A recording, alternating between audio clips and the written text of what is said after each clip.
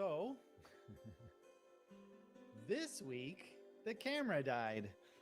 So, there's always something.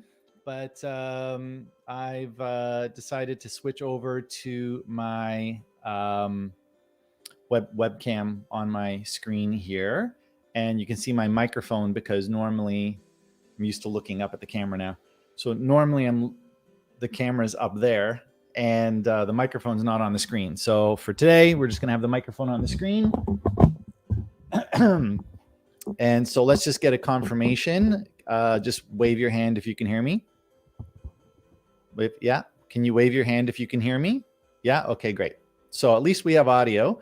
And I feel a little weird that the camera is kind of below me this week, but that's again because for some reason the Canon that I'm using every week, it literally just won't turn on. I have batteries. I have no idea why. Literally no power is going through. So anyway, I do have a great one set up for today, and this just looks weird. I almost want to put like a white sock over it so it blends in with the background. Let me see what I can do about that. Just feels a little strange. So we're just going to bring it down just a bit, at least kind of like that. Okay. So, and just hope for the best. Just making last second adjustments because again, normally this wouldn't be on the screen and I would have a camera that works right there. Anyway, so I don't want to spend too long on the techie issues, but it is kind of this is week 10. Believe it or not. This is, like it's hard for me to believe. I do have to actually number everything so I can keep it organized on my computer. And like, this one's week 10. So it's kind of shocking to me, but I'm pretty happy that at least I am here, and that's great. You will see some graininess this week because the professional camera is literally not turning on. But and the webcam is really not the greatest, but as long as you can hear me, I'm happy with that. Okay. So this week I have typed out all of the like my talking points. So I don't have everything put into like a PowerPoint presentation. And then I kind of, I would share it on the screen right here, every talking point. What I do is I bring up, I type out every single point into little like blurbs that show up at the bottom of the screen. And I don't know, I just like it because I can bring it up and take it away and as I need, and I don't have to switch away from the main camera. So, because pretty much I am talking about what the point is along the bottom, and I might just expand on it. So I find this a bit easier. I am noticing that I can't move. Like this is me typing. this is me. You're on my laptop. So to try and avoid the motion sickness, I'll do the best I can to kind of I'm on a rocking chair. That's the other thing. I'm just kind of, this very last second. Okay. So let's at least try and, move on so this week is the 6 stages of grieving and loss and how to move on. And here I am seemingly grieving the loss of this camera that will literally not turn on. And I have to just move on. And we're going to go through the process together. So every week I type out the content about a day before today's case. I typed it out like an hour ago, but I was working on it for a few days. This is really like, I'm really noticing this is shaking. I don't know what to do about it, but I don't have a, like if I had like an eating tray, like, a breakfast in bed tray, then I could put it over my lap and I'd put the laptop on that and that would work. But I don't, this is all very last second.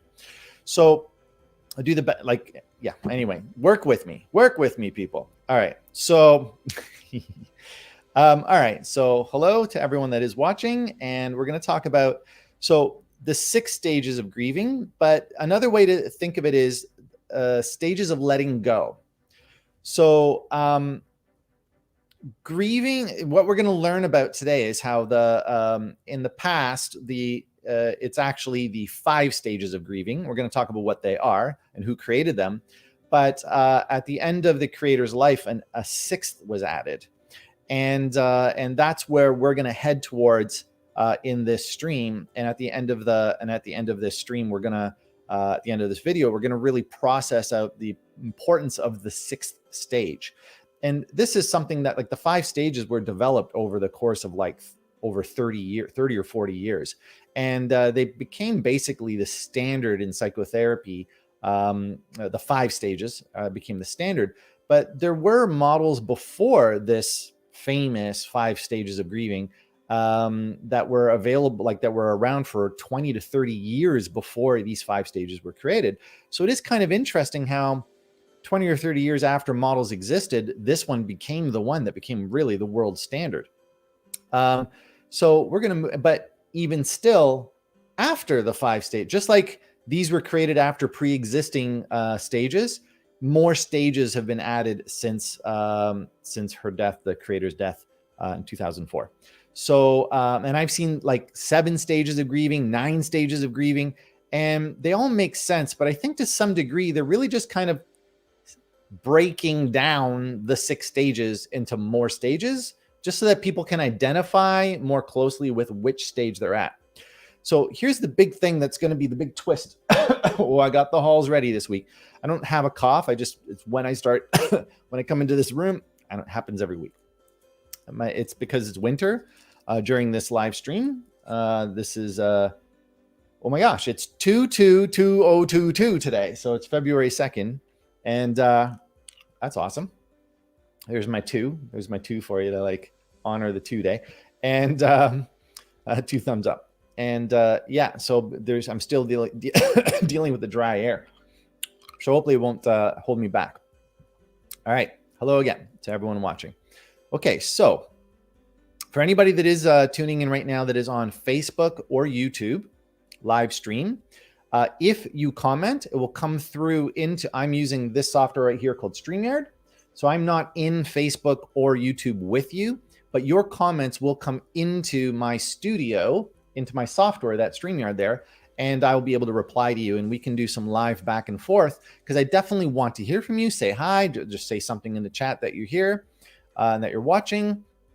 And towards the end of this, towards the end of this live stream, we can have live back and forth, because I want to hear how you can apply what we're learning about today into your life. And there's a real big twist. I mean, there's something that I had to literally copy and paste out of Wikipedia, because I was just like, I wouldn't be able to write this kind of thing. So we're going to get to stay tuned for how these 5 stages applied to the entire COVID pandemic. Like, incredible. Okay, so let's move forward.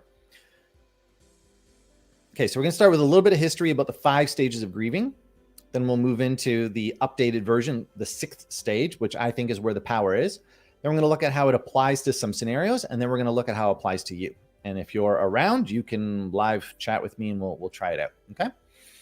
All right, here we go. And if you want to actually be on screen, literally on screen with me and live chat by voice, you just go ahead and go to the StreamYard link that is showing in the chat area. I'm going to go ahead and put it on the screen here. I have to get into the habit of doing that. Create banner, copy, paste, and show. So this is different every week. So this week, literally only for the next hour, this will work. And you can come into the studio if you wish and be on screen with me if it's easier for you to talk through a process instead of type it out. Because we are going to be talking about loss and dealing with loss, and how that applies to things that it's not really just the loss of a loved one. It's not just a death, is what they discovered over the 40 years of applying this. Okay. Here we go. All right. All right, a little bit of backstory. Okay, in 1969, psychiatrist Elizabeth Kubler-Ross wrote the book On Death and Dying, in which she proposed the 5 stages of grief. This is the book that became the standard, and it is now called, the 5 stages of grief is called the Kubler-Ross model. So if you ever hear Kubler-Ross, it's because of her.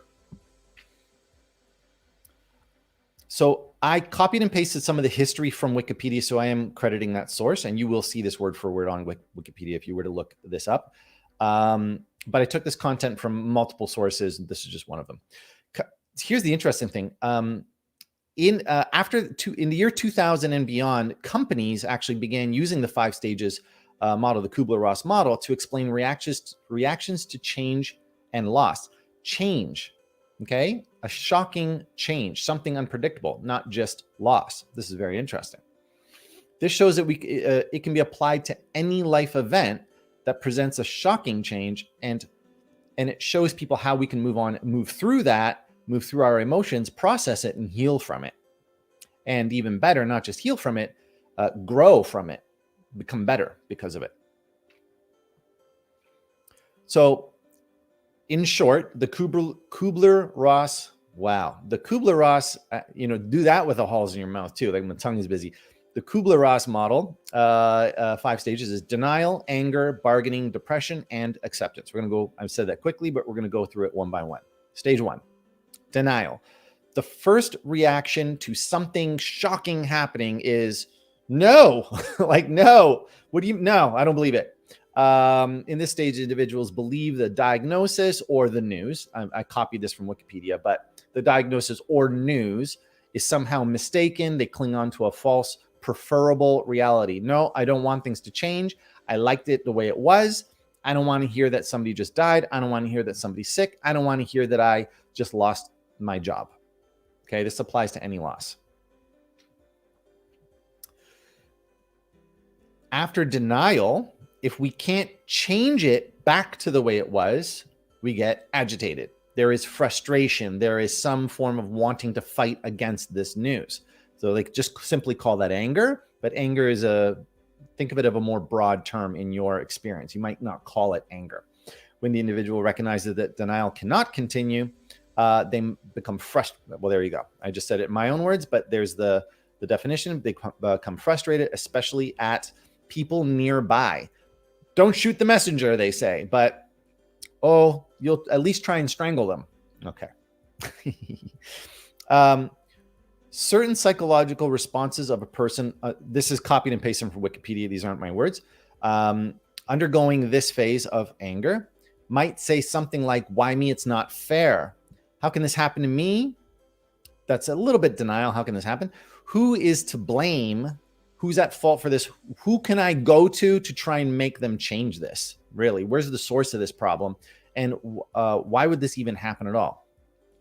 So although this is in the phase of anger, this attempt to trying to explain it, to me, is kind of a combination of the denial, but also a little bit of the next one, bargaining. So bargaining, the 3rd stage, involves the hope that the individual who's being in shock, being affected, can avoid the cause of grief altogether. Usually the negotiation is for like, if you get I'm sorry, but you only have, 14 days to live. This is really bad. The negotiation is, how can I find some way to barter me changing or doing something to extend that life, my life, okay? Or to extend.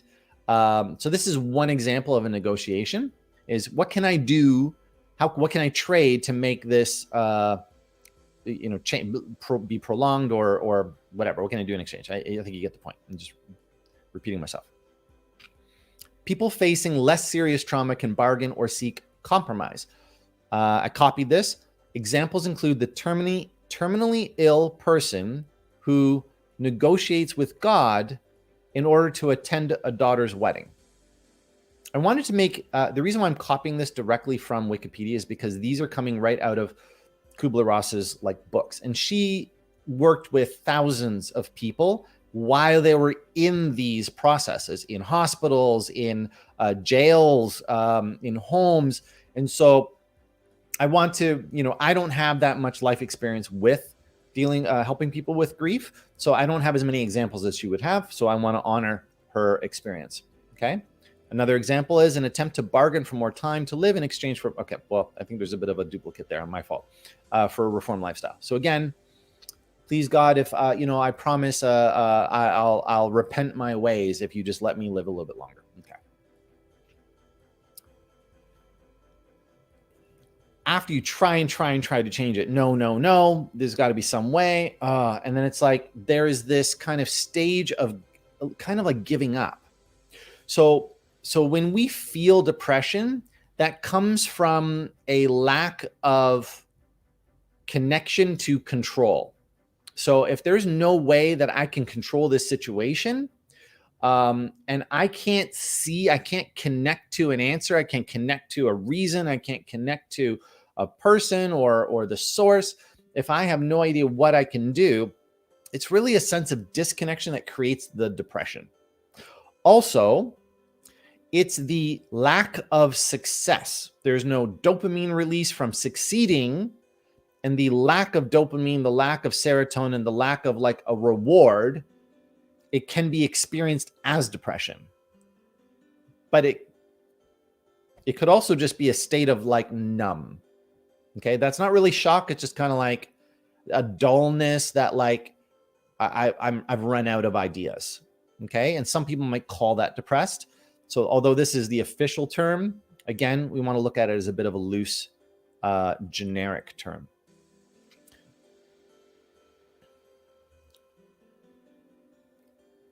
Just reading some comments, yeah. So I'm hoping. So one person commented that this is a bit of a refresher because, again, this is the standard. So anybody that's learned the 5 stages, this is going to be repetition. But I'm hoping that we're going to take it into something that gives a new perspective of how to apply this to ways where, because my hope is that by the end of these 6 stages and some expansion from my own personal experience, I'm hoping that you can apply it. You can find a way to apply it to something that you would never think of as needing grieving, that maybe you still have an attachment to something that's happened to you that you might think of as like just needing to like let it go or just not think about it, but you can't let it go. And you might actually need one of these stages to apply to something that you wouldn't really think of as grieving. Okay. That's the purpose here. So during the depression stage, the individual despair, that's another great word, despairs at the recognition of their mortality. This is in the case of death because, again, Kubler-Ross mostly dealt with death. But we're going to see that this isn't just mortality, but at the coming to the end of something. In this state, the individual may become silent. That's where I was saying numb, good on me, and refuse visitors and spend much of the time mournful and sullen. That's great. I'm really happy that there was that expansion. It's not really just depression, like a sense of like sadness. It's this kind of like disconnection. I think that's important to expand on that in my own words.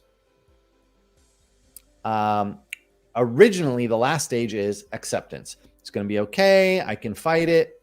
Now, I don't want to say like I can't fight it. I've given up trying to fight against it, and I'm just going to like call it what it is. Let's just call it what it is and just stay at that. I may as well prepare for it.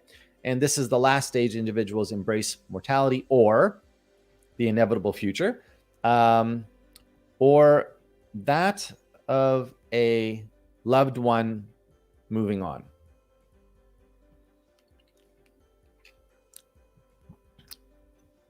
People dying may precede the survivors in this state, which typically comes with a calm, retrospective view for the individual and a stable condition of emotion. So the people that are actually the ones that are given this terrible news that they're going to die, they may actually come to acceptance before their family comes to acceptance. And we do generally see that the person who's preparing for, in some case, death or the inevitable change of, let's say, like a marriage. Okay. So the people in the marriage who have come to some acceptance that a divorce may be coming, they're going to accept it before the children are, before the family does, before the friends do. So that's another example. I'm trying not to move. I'm realizing the camera's shaking a lot. Or in the, again, with Kubler-Ross dealing mostly with death, the family, they don't really get into the grieving process until there's an actual loss, which is the actual death happens, and then they stop negotiating at that point. So that's what that point means. Okay. In 2019, Elizabeth Kubler-Ross expanded her model to include any form of personal loss, the loss of a job, income, a major rejection, the end of a relationship, divorce, drug addiction, or the end of a drug addiction, incarceration, the onset of a disease, or an infertility diagnosis. I wouldn't have thought of that because I don't deal with that. And even minor losses, such as the loss of an insurance coverage. I copied and pasted that from Wikipedia just to give credit to Wikipedia. But again, these are in her words, and I don't want to change them from her, because insurance coverage, that's amazing to think of it that way. But this is starting to now get into the expansion of what are some ways that we haven't really fully grieved a change in our life. And what happens when we start thinking of it as a change in our life, an unwanted, an unexpected change that we have to come to acceptance, like loss of insurance coverage, okay? Maybe from an accident or a misunderstanding. David Kessler co-authored a book with her called Finding Meaning, the Sixth Stage of Grief. So he co-authored this with her, and he added finding meaning as the sixth stage of grief. So this is why in my title, I call it the 6 stages of letting go. So David Kessler, because the book was actually released after it was technically published in 2019, but there was I guess it didn't actually hit the shelves until after 2019, and we were already in COVID at that time. And so in 2020, during the COVID-19 pandemic, Kessler applied the 5 stages to responses to the virus, saying it's not a. So he says, the 5 or 6 stages. Technically, he used the 5 stages. He said, like, it's 5 stages of grieving is not something that we would normally apply to something like a pandemic. So it's not really a map, but it does have some structure for how we can start to use these stages for any unknown. Okay.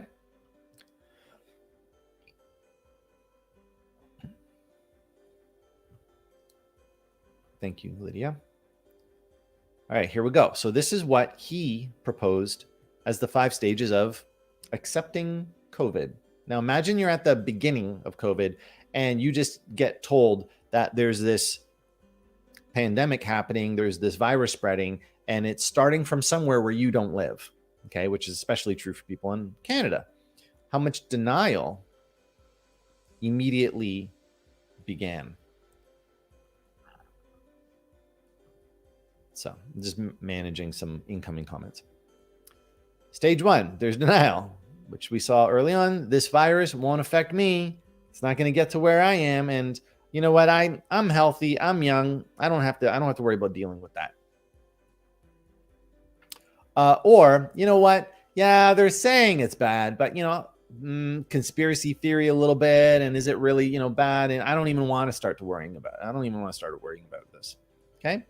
Then it actually becomes real. It hits home. People start to get it, and there's anger. You're making me stay home, taking away my activities. Or the common one was, just because you're young and you think that you're not going to get affected by this, you could be carrying it and you could be passing it on to others. So there was anger that was put at people that where they were in denial. Okay, bargaining. Okay, if I social distance for 2 weeks, everything will be better, right? If I just wear a mask, I'll be able to still see my family, right? There's all these ways of trying to get around it. If I just, if I just ask everybody where they've been and I just believe their answer, I should be okay. Then there's sadness, we say depression, but it's really just sadness. I don't know when this will end. I don't know what I can do to get out of it. I've tried everything, but it just keeps getting worse. We've distanced, we've shut things down. It just keeps getting worse.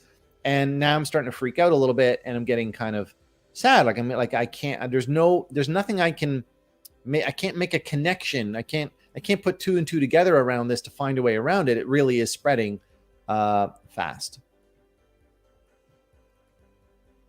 So I got a comment in from someone who's Hi, Johnny. Thanks a lot for being here and watching.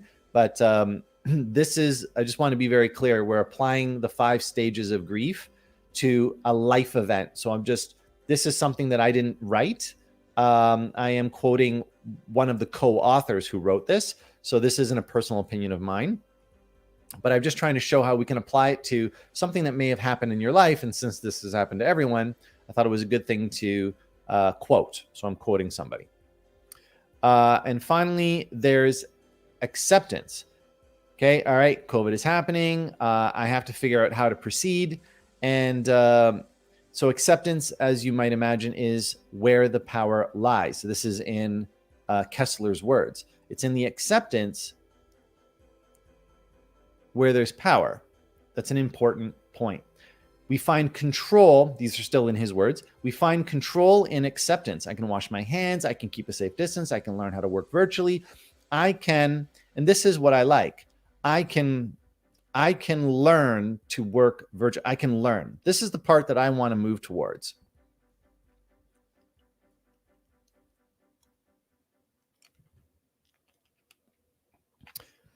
So Kessler stopped at stage 5 of acceptance, but I want to extend this out in something like this life experience that we can, everyone's gone through and going through. So what if we were to try and apply stage 6, which is finding meaning? Okay, so now we're going to move into my own words. So everything before this was me quoting somebody, and now we're going to move into my personal application of the importance of finding meaning. So personally, I like to say, was there, these are my words and I'm misreading. Was there some value to this happening to me? Value being the key word. How did this cause me to learn or grow? How can I improve my life now that I have lived through this experience? So sometimes just saying, can you find meaning in this horrible thing that happened to you? And it's like, those words don't really work for people. I know people have actually, I've had a psychotherapist ask me what was the meaning of, me crashing a car or having something stolen. It's like, how can there be a meaning to my car being stolen? I don't get it. It's an event. Not going to be a meaning to it. And this was years ago, but I didn't really understand what it was to find a meaning in something. And ever since that became in the psychotherapy field, because again, the whole finding meaning thing came out in 2019, 2020. So this is 2020, so about 10 years. So it became more prevalent around the time where I started doing training in this field, which was for me 15 years ago. So this can you find meaning in that started to become a very common kind of question in psychotherapy field. But I honestly, I couldn't find a way to wrap my head around it. So I created different ways of understanding meaning. And this is where I wrote these kinds of questions that you might ask yourself. Is there a value in it? It doesn't really, what it means to me is that somebody don't trust people. That's the meaning I'm going to apply when the person stole my car, which really happened. I can be it means, take better care of my stuff. It means don't be so attached. How am I supposed to apply a meaning to that? But once I rewrote that question into these kinds of questions, how did this cause me to learn or grow? Well, it starts to shift things. See, how did I personally learn or grow from somebody stealing my car that I just paid thousands of dollars to fix and, make rust free? I mean, it was in perfect condition. I just fixed my car. I just put new wheels on it, new rims. I parked it in the same place I parked it for years on end, but it was only after I fixed it that they stole it. And they didn't steal it to sell it, sadly, because it was in perfect condition. They stole it to joyride it, crash it, and burn it. So that was way harder for me to accept because I was negotiating when they stole my car that the police were going to find it, which they did, but they found it rolled onto its back on fire. Okay. So I was trying to bargain my way out of it. Then upon the police, letting me know, literally, yeah, we're not going to show you photos of your car. It's just going to make you even more depressed. You got to accept that it's gone. And then, of course, I had to eventually move on, which is acceptance, but I still go back and think of it with agitation. And we're going to go to that point next. When I go back to the place where I had to accept that it happened and I moved on, that didn't really erase the emotional charge for me. And that's where I'm going with this. These are my thoughts that I'm presenting now, okay? Based on my expressive arts therapy training, hypnotherapy training, and mindfulness training. The way we can move on from a major loss is not by just accepting it, which is stage 5. We have to move on. Oh, sorry, that's stage 5. Yeah, stage 5. Because whenever we remember the loss, there will still be the sting of loss, and then we must reapply acceptance over and over again. So I feel that every time we go back, I go back to remembering that my car is gone. Even though I accept it's gone, obviously it's gone. I accept that it's not in front of me anymore. I accept the data. I accept the knowledge, the facts that it's gone. But how do you actually accept that emotionally? And I don't really feel like you accept things emotionally. I think you express them emotionally. So if I have an agitation, I do need to express I'm still agitated about that. But that means I haven't actually healed. I haven't actually moved on. So there's no progression in acceptance. There's no progression to the next step of looking forward to getting better. How can I actually... So when my car... I didn't know I was going to be talking about this, but when my car actually got stolen, yes, it still bugs me, but I'm still in 6 or 7, whatever it was, years later, 6 years later, because that's my car that I had to replace it with is that old. 6 years later, I still have the charge. And that's how you know you're holding an emotion around an event. I did not at the time know how to apply 6 stages of grieving towards that experience.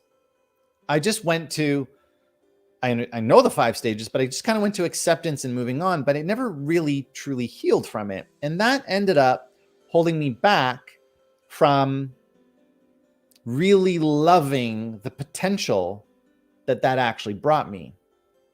And this is where meaning really lies. Okay. Meaning doesn't lie. I mean, this is where meaning is found. You got to watch out for the word lies, man. English is, man, tricky that way. Puns, right?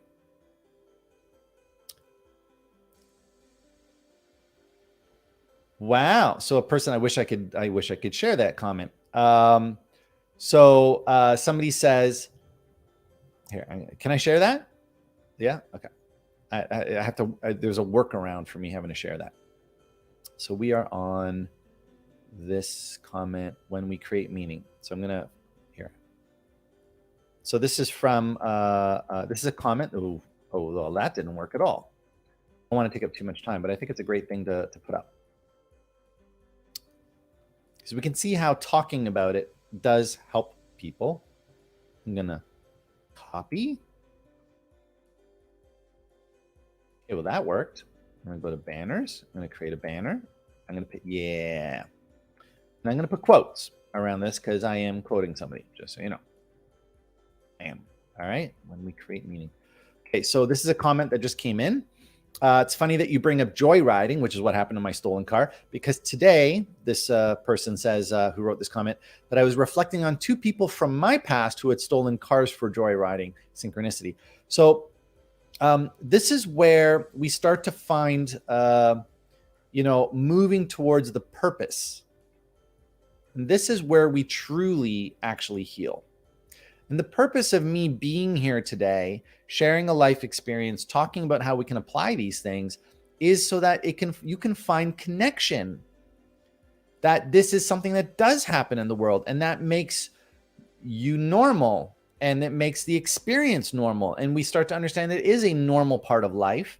And that connection to other people that have gone through it actually start to make us feel like we have normalcy in our lives, but also we can start to move towards finding a purpose, because other people, by listening to other people's stories of loss and seeing what they did, how they made use of it, we can start to get ideas and realize there is actually something after just finding meaning. We can actually eventually go to like a stage 7 and find a purpose where we can take the meaning. I'm going to write that in. I just came up with stage 7. I didn't get this from anybody. Create banner. Stage 7. We're going to make this together, people. Stage 7. Creating purpose, not just finding it.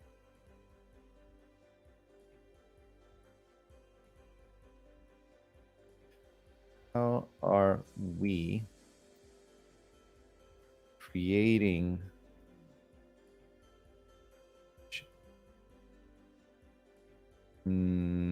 improvement? I'm writing this right now.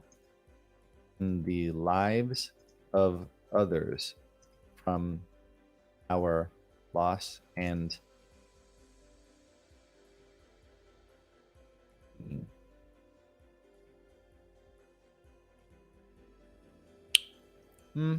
loss and let's say growth. Right, there, I pop that in. All right, here we go. Now I'm like, you can't see what I'm doing on my screen, but I'm like sorting it in real time. Okay, so let's go. Let's see if we can figure out where we were. This is why I don't do this in the slides, because I'm fixing it as we go live. There is no, not fixing, but editing as we go live, or improving. All right, there's no pressure. We can move from major loss, not piece of it. All right, we create meaning about it. Okay. So let's go back to the point where when we just go to the stage acceptance, which is stage 5 of the original Kubler-Ross model, I believe that there's going to be some looping. We have to keep reapplying the acceptance because there's no progression to looking forward to getting a better next in our life. Okay. So that would be stage 6. The next would be, what is the meaning that we apply to it? When we create a meaning, a value, or purpose to what happened to us, we can then see the potential for having a better life because of the wisdom we gained. These are my words, by the way, so I'm just reading my own words. When we see the value of having life experiences and growing from them, we have less anxiety regarding new losses. This is a big one. I actually have a friend who lost a very close friend. I'm just going to use names here, so not real ones, but I'm going to give her a name like the usual, Jane and John. So Jane lost her friend, a very close friend, John. And over the course of 7 months after losing John, she actually stopped going to putting effort towards getting new friends because she never really got over the loss of her friend. And she experienced that there was guilt because if she tried to get another person like John in her life, a good close friend, she would feel like she was dishonoring him. So she actually stayed in the depression stage and didn't bring new things into her life because she was scared that that would be a way of dishonoring him. Okay. The other thing is that she didn't move on because she didn't see that there was really any purpose to trying to get new friends, because you can never replace him. This is the kind of thing that happens when people lose pets. Okay. You'll never get another Fluffy. Okay. But when we see the value of having the life experience, so what I said to her was, but the fact that you actually had John in your life, first of all, shows you that it's possible. That's awesome. Now you know that that exists in the world. And why wouldn't we want to go get something like that again? That's not number one. Number two, the way that we really honor something or someone that we've lost is that we actually spread what we loved about them or loved about it to others so they can learn that it's possible in the world.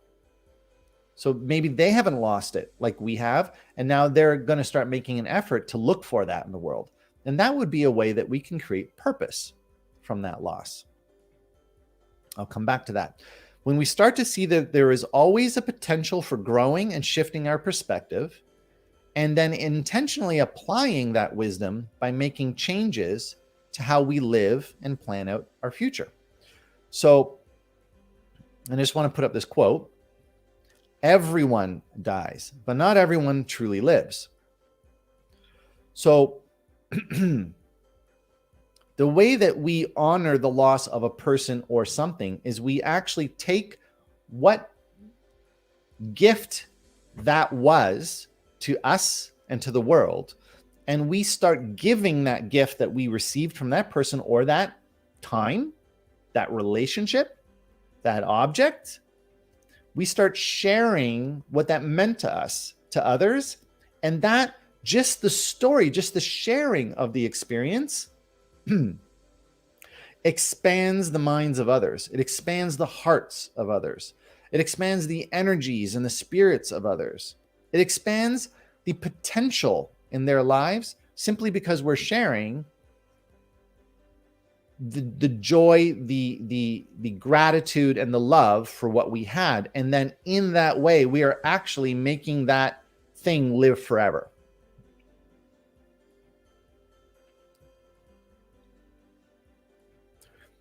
There is a possibility that someone else in the world didn't even know that it was possible to have something so good. So they weren't really truly living because they weren't seeking life experiences. And by hearing the loss from someone else and the love and the appreciation that they had, it's an inspiration to people to go and live bigger, fuller lives. So we have to look for the ways, or I'm going to say it towards you. So these are my words. Look for the ways that you are better and send love and appreciation to the event or the people that were involved.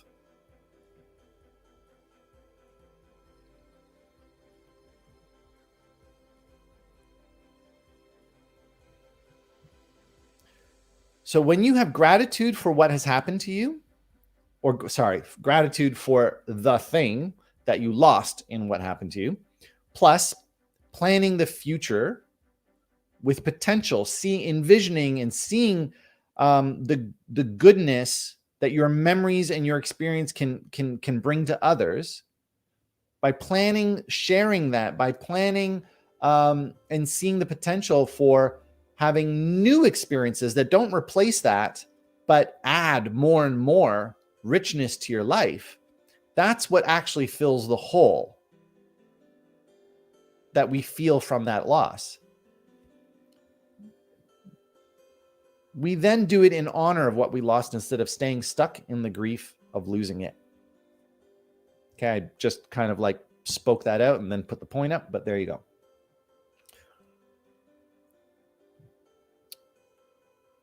My stage 7, creating purpose. I'm sure somebody's got this stage 7, but I just wrote this.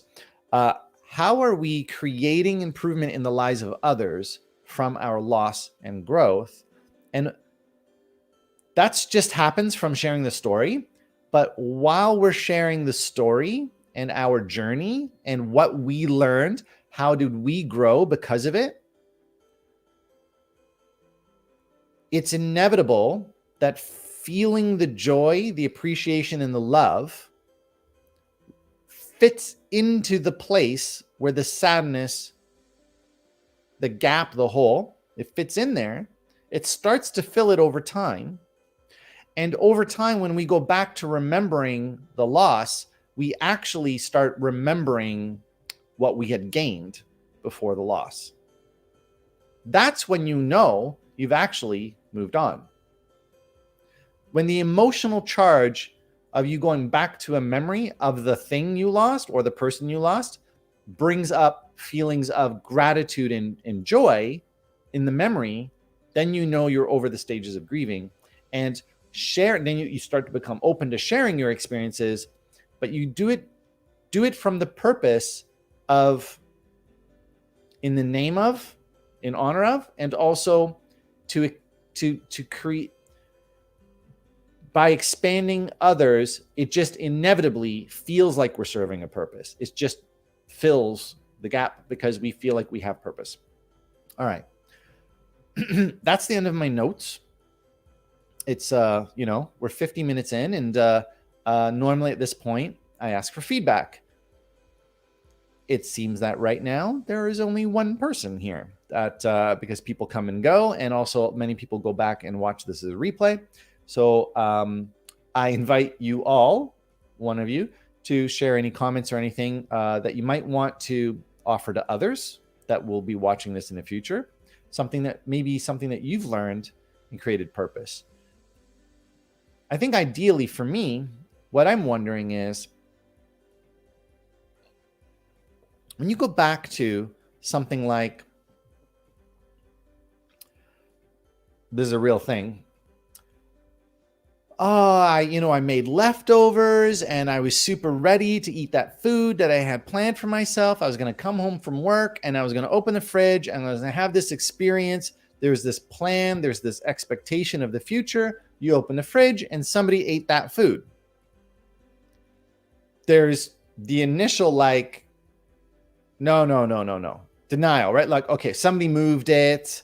It still exists in the world. My food is not gone. Then there's who did this? Where's my food? Who moved the food? I want answers, right?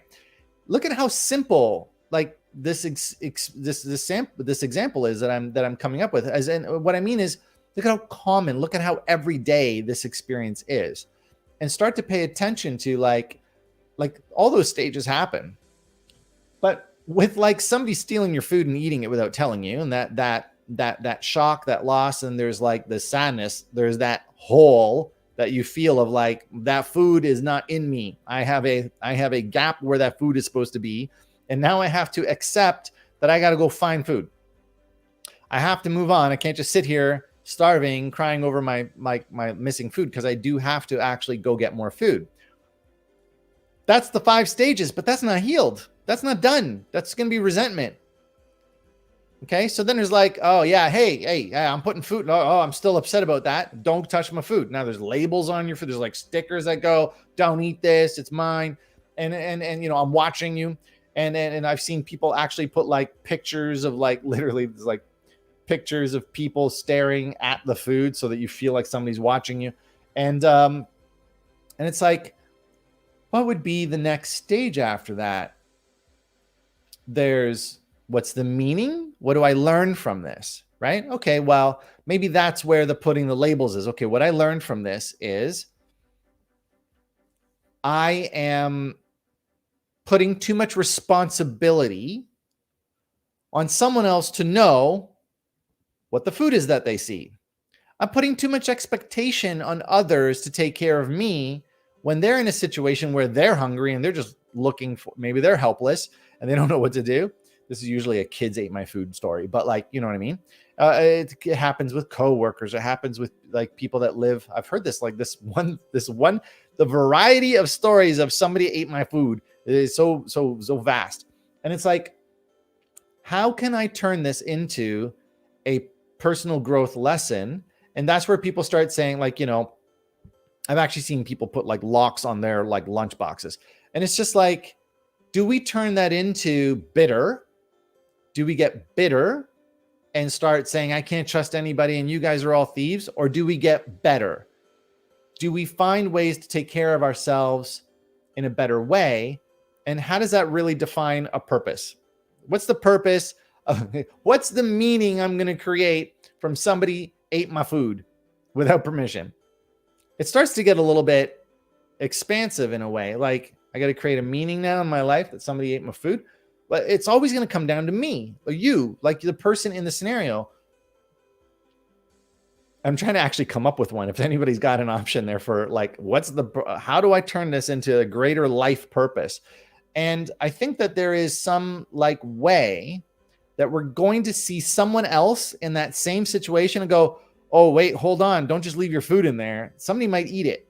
And then we just pass that on. And just think about, put yourself in this situation if you haven't been in this already. Somebody then goes and puts a label on their food, and the people who didn't, their food gets eaten, and the person's oh my God, that's a real thing. I'm really happy you told me to put a label on my food. I am happy. Thank you. And that's where the purpose comes in. Some good came out of my loss. Literally just with somebody ate your food. So this can be from all kinds of things, something terrible happened out on the street and oh my God, I'm going to do it. I'm going to do this. Okay, look, this was totally not planned. This is a real thing. I went skating outside in Toronto with people around, and people all left their stuff just right there beside the skating rink. It's like right in plain view. Okay. And people are skating literally, like the stuff's in the middle and people are skating around the stuff. So in order to steal it, you'd have to cross the skaters, grab the stuff, cross the skaters again, and try and get away. So I had just purchased $100 worth of vitamin supplements that I actually had to save up money to get because it's not in my normal budget, and I was splurging on some self-care. Okay, but extended self-care. I'm already self-cared enough, but I wanted to do something special for myself. Spent $100 in a plain white plastic bag, literally like bars of soap, shampoo, and supplements. And I put it on my shoes. And I thought, what are the chances of somebody actually, this is like literally a sunny day in the middle of the day, people all around. What are the chances of somebody stealing it? So I skate around the rink and I see a person like twice, maybe 3 times. And I see a man with a hood on, fur, and he's just kind of holding something like this, looking at everybody. Just, he's walking and just like every person that's moving, he just like does that. And I'm one of them. I like look at him and he looks at me and then looks away and looks away. And I'm like, that's a little suspicious. I immediately skate to my shoes, my skate guards, my like everything's gone. 100% of the stuff is gone. Took my shoes, took everything. So there I am with skates on, no shoes. I skate to the edge of the rink where he's like just out of reach. And I'm like, dude, just leave the shoes. If I'm bargaining, there's my bargaining. I got my shock. I immediately got over it. It's like, I got over the denial in about 2 seconds because there's the guy. And I can't see my stuff. I don't really know he's got it, but it's gone. And he looks like the most suspicious person. So I go over and I think, well, if I just yell at a perfect stranger, hey, drop my shoes, and they're not holding them, they're going to be like, what shoes? And show me their hands. He doesn't do that. He literally looks at me and just starts running. So I'm like, okay, proof, right? He's got my shoes. So I'm like, dude, am I going to walk home? Like, it's literally like it's frozen outside. You know what? So I sat there. So I start negotiating. I'm bargaining with, well, maybe if I yell at somebody, I watch, nobody stops them. They all hear me. They don't stop them. Well, okay, that bargaining's gone. So I'm like, you know what? I say to myself, how am I going to feel if I do nothing about this? I'm going to regret it. So I literally untie my laces in 20 seconds flat, take them off, and I hold them in my hands so that the blades are out facing away from me, and I start running. So I look like freaking Wolverine with one blade, and I'm running in my socks across the pavement, making sure I don't slide on ice. And he's like gone and around a corner of a building. So I run past the people. This is all in broad daylight. There's people everywhere. And I run around the corner, and he's hiding against a wall in kind of a construction zone. And he's still doing this, like looking around, and doesn't see me. And I run right up to maybe like 5 feet away from him. And he's like, no. And he turns to run away from me, but he turns literally into the corner so he can't get away. So it gives me time to get right up to him. And I'm like holding skate blades in front of me. I'm not like whipping them at him. I'm just like holding them like this. And I'm like, give me my shoes back. Give me my stuff back. Just give them back. I don't care about anything else. I got blades. And he's like, ah. And he like goes to like push me, but he's holding literally my stuff and he can't push me. He tries to run into me, but I'm just like holding blades like this. So he's like, stops. I'm obviously not trying to attack the guy. So he just literally spins in the spot, can't get out. And he throws all of my stuff at my face. It shoots onto the ground because I duck, and I'm still holding the blades, and he starts running away. So while he's running away, he's got this backpack on. I look at my stuff and I don't really see all of it. So I start running after him down the street, and I take one of the skates off and I grab his backpack and I pull it to slow him down. And I say to him, like, where's the rest of my stuff? I want all of my stuff. So he literally takes off the backpack and keeps running. So now I'm holding a whole backpack that's full of stuff. I don't know if that's his. I don't want to steal his stuff. I just want my stuff. So I take the backpack and I walk towards my stuff, and I see that almost all of it's there. I don't know where my skate guards are. I don't see skate guards on the backpack, and I don't feel comfortable going through it, even though the whole thing could be stolen. I just put the backpack down and I say to him, don't keep running. I'm not chasing you. Just come get your backpack. I don't want your stuff. I want my stuff. I don't know whose the stuff is. And so he literally stops running and he comes back. So I walk calmly to my stuff. I pick it all up. I check it. And I really don't actually realize until after that my skate guards are gone. So I go back to where the backpack, I put it down, and he's picked it up already. And I can hear him just ahead of me, just being like, oh, geez, oh, my God, oh, my God. And he's completely flustered. He was obviously scared in the way that he was moving. He obviously didn't try to harm me in any way. He didn't even want to make any kind of contact with me. And I'm glad everyone's safe. And I'm glad he didn't like accidentally harm himself on my skate blades because I was just holding them. But I now have to look at all of that. So there's an actual loss. I lost my skate blades and skate guards. And I come to an acceptance that that's great because I'm negotiating that I got like $200 worth of stuff back with my shoes and the supplements. And I can spend the $12 to replace the skate guards, which I don't truly need. So I negotiate in my head that I didn't really lose that much, even though I did.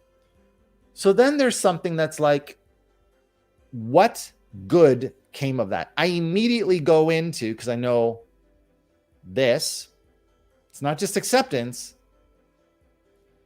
It's not just meaning, because meaning, like, what did that mean to me? don't leave my stuff around. That's the only meaning I came up with. Just don't leave my stuff around. It's not his fault. It's my fault for putting it in front of somebody that might steal it. I take responsibility. That's my meaning. Okay. But creating purpose is a different thing. So now I think, what improvement happened in the lives of others from this experience? And I say to myself, I simply hope, because I saw how much fear he had, I hope that he realizes that there is a danger, that he's putting himself in danger by stealing other people's stuff. I could have been violent. I'm not. I could have tried to hit him with those skate blades. I didn't, but maybe the next guy will. Heck, maybe the next guy that he steals from actually has a knife. Maybe the next guy is in the military, or maybe the next guy's an MMA fighter and tackles him to the ground and like punches his face and damages him in some way. I didn't want any of that to happen. So I decide that the greater purpose of what happened to me, specifically me, by the way, not all the other people. I did see their backpacks. I noted that they were green and his backpack wasn't. That's why I gave it back. But it didn't look like a backpack that I had seen, so I assumed it was his. And I'm creating in my own meaning, in my own story, which is what a meaning is. Really, it's a personal story. It's a personal perspective. It's subjective. But I'm creating that the meaning of what happened to me was that I can learn from this experience. And I'm hoping, stage 6 and stage 7, that the greater purpose of what happened to me and the meaning that I got was that, A, I'm just doing this now, live, especially since I actually typed this out live during this.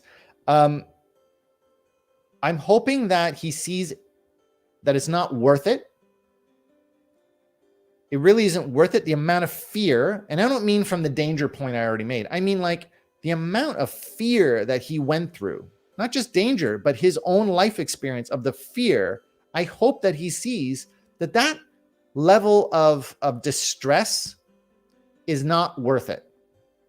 I hope that he creates a story within himself. I hope that the meaning before this purpose, okay, I hope that the meaning that he creates is, I got to find a better way to get what I need. I got to find a better way because, and that's the meaning of stage 6.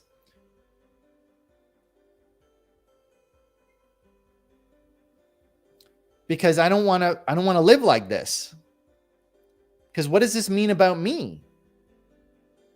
That I was so scared. I'm hoping he thinks. What does this mean about me that I and willing to put myself in danger, personal danger, for like skate guards, shoes that are cracked and kind of old. Like, for what? I understand there's many other stories, and I do this for a living, so I understand. I'm just giving you one scenario, and there's many other stories of what could have gone on in his life. I have compassion for that, and I hope that you hear that I'm not putting him down, and I'm wishing the best for him. Okay, and that's where the purpose is. I'm wishing an improvement in his life from having crossed my path, and I'm hoping that all of the things that I've had stolen from me already has shown me compassion, that I then paid it forward to a person who tried to steal from me again. So I got to look at the deeper meaning of why are people stealing from me. So that's going back to stage 6, but that I'm creating just a betterment in the world from the way that I'm dealing with this experience, instead of going into a depression of the loss. I'm going into a hope, not just for myself.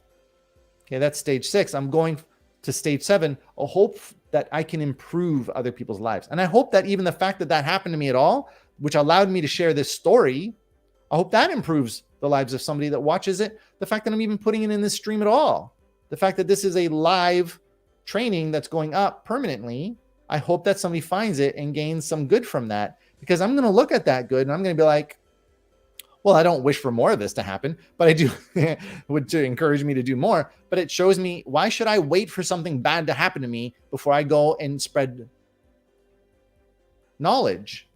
Why should I wait for some end of life diagnosis before I start creating courses? Why should I wait for some major loss before I start deciding to go and help the world? I can see loss happen in the world. I can learn from other people's losses. And I can start to make a change now to make people's lives better in honor of others that have already lost something. So I don't have to go through it. That now gives purpose to their lives. Now I can go back to them and go, because of what you lost, I'm going to avoid that loss, but I'm going to pay that forward in your name. I hope that we can all live in this way, so that we, in a unified way, start to grow and change together in ways of helping each other avoid these sadnesses and these losses, but also avoid the pain and suffering of an inevitable loss, like a life. Okay. Cheers. I hope that this has served you.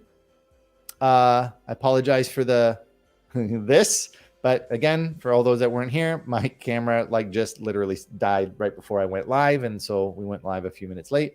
But for anybody that's new, this is week 10, and this has happened every week so far. 10 out of 10. So hey, let's call that 10 out of 10.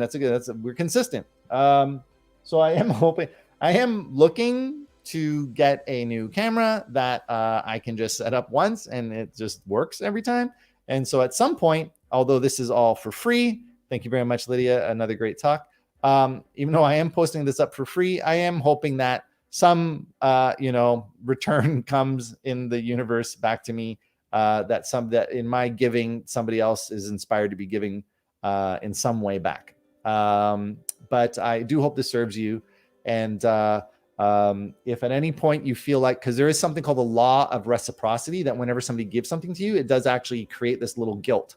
So if you do ever feel like you need to give back, what I say is, many people gave this to me, including Wikipedia. So because they gave it to me, I paid it forward to you. So if you want to pay me back, pay it forward. Okay. Help somebody else, get them to watch this stuff, or some of the older streams, or just teach them what you learned today, and continue the ripple effect of paying it forward, because it eventually comes back around the circle and kind of gets given back to me in the long run. Okay. So thank you very much. And much love. All right. Any comments? I don't see any, but there are some viewers. So if you want to type out a comment into Facebook or YouTube, go ahead before I sign off. But otherwise, geez, now it's called the 6. I'm looking at, I called it the 6 stages of here. Let's go back to the beginning. I just made stage 7. So I called it the 6 stages of grieving loss and how to move on. Is meaning and purpose the same thing? I think not. I think the inner meaning is a personal improvement. And I think creating purpose is improving the lives of others. So I'm going to call that stage 7. We did it live. Thanks, Lydia, for joining again. Yay. And thank you, Johnny, for watching and joining in again this week. And I just turned all this on and now I don't know how to turn it off. Anyway. All right. I'm just kind of decompressing after that, and I hope you're all well. I don't know. Have a great night. All right. Bye-bye. We'll be back again next Wednesday. If you ever need to reach out, one-on-one sessions, you can book one with me. And I can help you process some of what you learned today on your own personal journey that you may not have wanted to share publicly. That's cool. You can do that with me in a session if that helps you. And all right. Much love. Peace.